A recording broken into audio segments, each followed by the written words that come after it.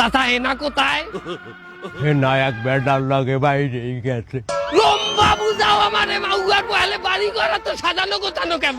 একজনের বিয়া। কার বিয়া? আমার বিয়া। কি বুঝলাম না।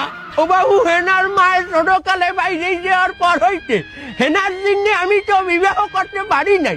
আজ হেনা বাইরেই গেছে, আমি তো মুক্ত। সেদিন আমি আজ বিবাহ করতে আসি। করিয়া তোরা বিয়া হবে কেডা?